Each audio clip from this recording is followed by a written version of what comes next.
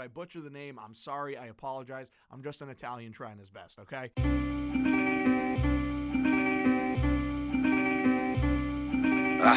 We've been rocking since the sandbox, man. Stop playing with my dog, Scuba Steve. He the man, got plans, but to give him what you need. Hot damn, from the court to the field, they elite. I'm saying why, yes, got the hot takes and loose, stay checking. Talking about all the highlights from alleys to interceptions, from tutties to dope receptions and fantasy week projections. And honestly, think you gotta tune in to get the message. Let's go.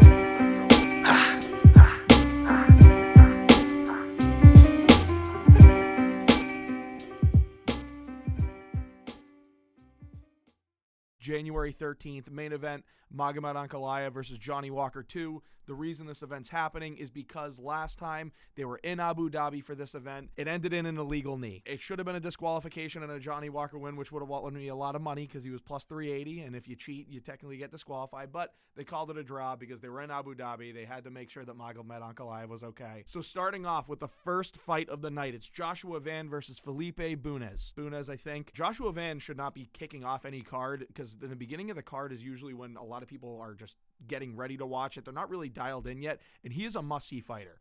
They fight at flyweight. He's a minus 225 favorite. I think he should be a little stronger. He's only 23 years old. He is very, very well-rounded already. He's beaten two tough opponents in Zhalgas Zhumagulov and his second opponent, Borjas. Two really good fighters, but Joshua Van, 23 years old. I think he's going to get this done, standing up on the feet, stuffing the takedowns, and really working well on the feet. I think he gets this done by 30-27 unanimous decision.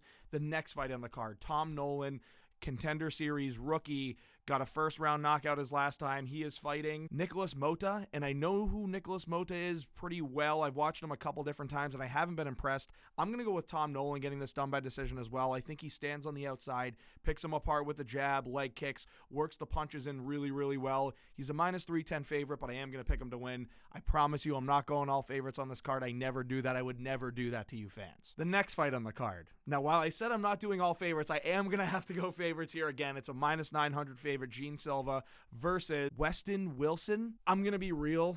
Minus 900 is a big number for anyone it's fighting, but Weston Wilson is a jiu-jitsu guy. He's fighting a Brazilian who's also a jiu-jitsu guy, but also has a lot of power in the hands. I do think that Gene Silva ends up getting this done. First round knockout, big overhand right power punch after stuffing a couple takedowns from Weston Wilson. Farad Basharat versus Taylor Lapulus. This is one of those names that I don't know if I got right, but I'm going to go with Basharat. He's a minus 245 favorite. He's 26 years old. He's very well-rounded. He's pretty good with the hands. He definitely can get better, but his grappling game is insane. Really good top pressure, great at getting the takedowns, and recently he's starting to finish his fights. I'm going to have him to get this one done by second-round submission after wearing out his opponent. Farad Basharat, second-round submission victory. Marcus McGee versus Gaston Bolaños.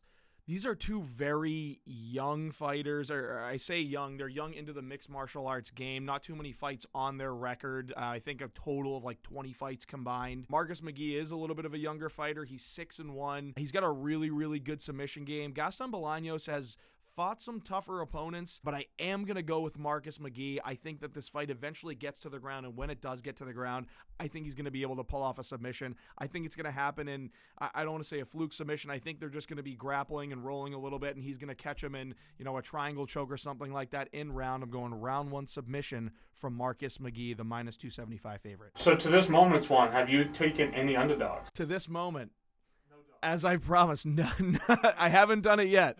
But dogs are coming. We do that in the main card. The next fight on the card is Matthew Semelsberger versus Preston Parsons. Matthew Semelsberger, he's interesting because he goes out there, he knocks down his opponent in every single fight, and then sometimes he falls apart and loses. Sometimes he gets the finish or holds top control and ends up winning the fight. So it really depends on what you get. You can guarantee that he's going to get a knockdown on Preston Parsons in this fight. I think that this time he gets such a good knockdown. He's going to get us, wobble him a little bit in the first. He's going to come out there, hit a straight right hand right on the jaw in the second, send Parsons to the canvas, ends up finishing it with some ground and pound. I do think that first round is going to be competitive, but this fight, this is one you should watch out for. I think it's going to be a good one where both of them are swinging heavy, heavy hands. Waldo Cortez Acosta. It's hard for me. When they have some big favorites like this, like minus 600, it's really hard to go against the other, or pick the underdog, but I am going to go with Acosta over Arlovsky. Old me, a year and a half ago would have picked Arlovsky just because I love the sport. He's a veteran of the sport, but he is MMA is one of those sports where you get to a certain age and you really start to fall off a cliff. The champions, they go out on their back, sadly. It's just how the sport is. Waldo Cortez Acosta is a young guy with a really powerful right hand. Steve, you'll like this. He's a baseball player from the Dominican Republic. His best pitch was a 98-mile-an-hour fastball, and that's what he calls, right? So he calls his piston of a right hand a fastball. And the last fight he had, he just sent it down the middle, knocked the guy out clean cold. I think he's going to do that again against Arlovsky. I think Arlovsky's going to be able to take the first couple. They stand. It gets to the second round, and Arlovsky's just eventually not able to take the accruing damage. He's going to get caught with the overhand right. Acosta with a baseball shot to the face with a right hand. He's gonna end the night for Arlovsky in round 2. The next one up, Steve, this is an underdog. It's a slight underdog, but I really like it. Bruno Ferreira versus Phil Haas. Is this the pick of the night? This is not the pick of the night. We're going to get there. So let's see, now here's where the underdogs are starting to come out. Phil Haas is a slight favorite. He's like even money against Bruno Ferreira, who's minus 120. Bruno Ferreira is a good power puncher, but he's not technical.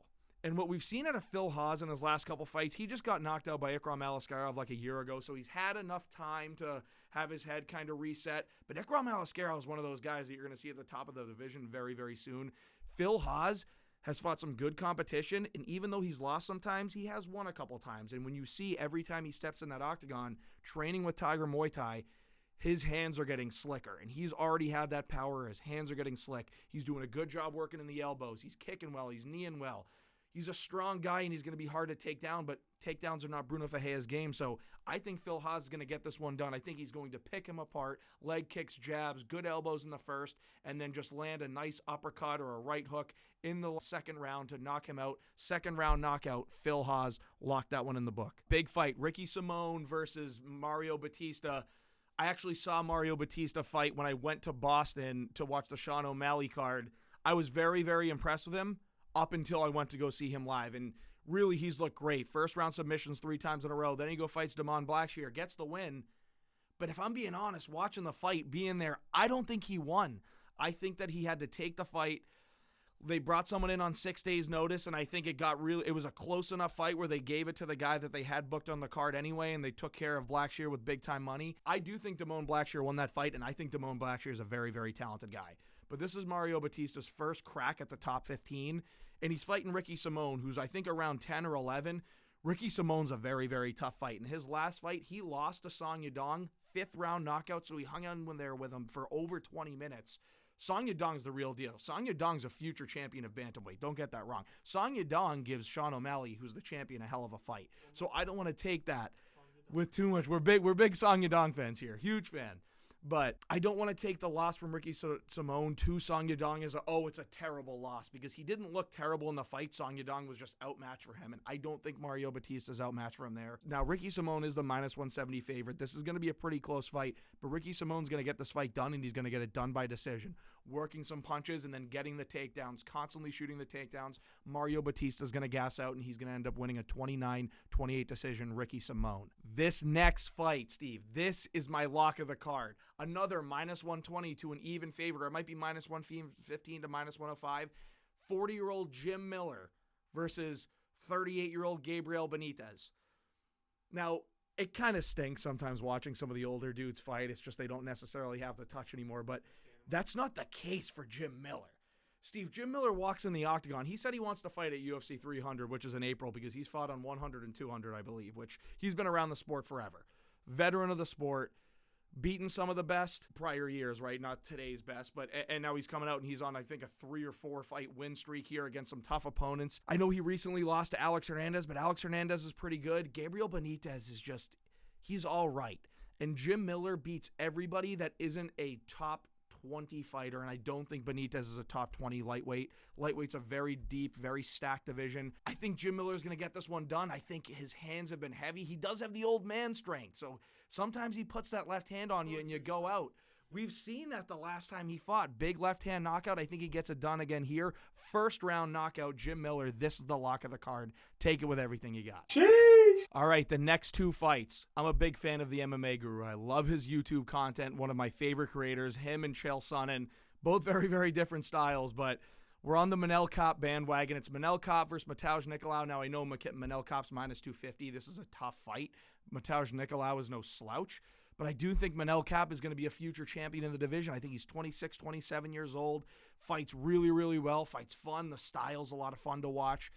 He's a strong fighter. He's a really good fighter. He had a good performance last time against someone who came out on short notice, but we know how those fights are a little tricky. I think Manel Kape gets it done. I think he gets it done by decision, but this is going to be a masterclass. Let me tell you, it's a 30-27. He's going to look real good in this fight. His next fight, he's going to take on Kai Kara-France, hopefully win that fight, and then he's going to go get a title fight, which I think he deserves at some point. If you're in the Beanie Club from the MMA Guru, you know Manel Kape 2024, that's who we're cheering for.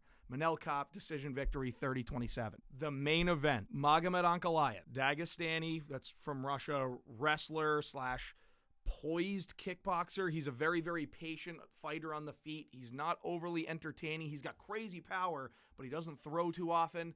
When he grapples, it is a little bit slow, so he's a -500 favorite. It's just how it is with these guys. Johnny Walker's a very fun fighter. Throws crazy technique, has gotten much better since his last loss against Jamal Hill when he got knocked out. And Jamal Hill, one of my favorite fighters outside of the man named Alexander Volkanovski. I got some weird feeling that at plus 360, we're going to see in the first round Johnny Walker do some crazy shit. Now, I took this the last time they fought. I thought he was going to do some crazy stuff, and he almost caught him. But it ended up being a DQ later on.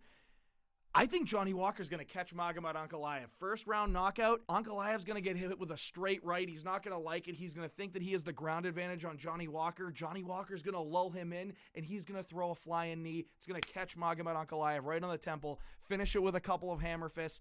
Johnny Walker's going to get this fight done in the first round with a knockout over Magomed Ankalaev. The light heavyweight division will rejoice in peace as we know that it's not going to be bored by Magomed Ankalaev. Johnny Walker, first round knockout, flying knee.